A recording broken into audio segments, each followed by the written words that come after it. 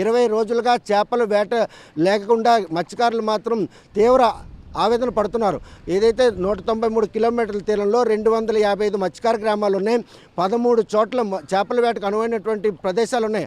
అక్కడ మాత్రం మత్స్యకారులు 20 రోజులుగా బోట్లు బయటికి సముద్రంలోకి వెళ్ళడం కానీ, అదేవిధంగా వలలు తీయడం కానీ ఎటువంటి పరిణామాలు లేవు. ఈ పరివాహక ప్రాంతంలో మాత్రం ప్రస్తుతం మత్స్యకారులు ఎవరూ చేపల వేటకు వెళ్ళొద్దని కూడా ఆదేశాలు జారీ చేశారు. వారికి అవసరమైన మౌలిక సదుపాయాలతో పాటు అన్నపానీలు అందించేందుకు కూడా చర్యలు చేపట్టారు.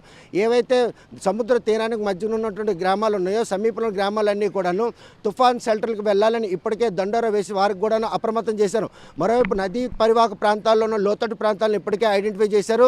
ఎందుకంటే వంశధార క్యాచ్మెంట్ ఏరియా ఏదైతే వంశధార, నాగావళి, బాహుదా, మహేంద్రతర ఈ నదులన్నీ కూడాను వంశధార భూభాగంలో ఉంటాయి. అక్కడ పుట్టినటువంటి ఈ నదులన్నీ కూడాను శ్రీకాకుళం జిల్లాలో 100 కిలోమీటర్లు ప్రయాణం చేస్తూ సాగునీరు, తాగునీరు అందించేందుకు దోహదపడుతుంటాయి.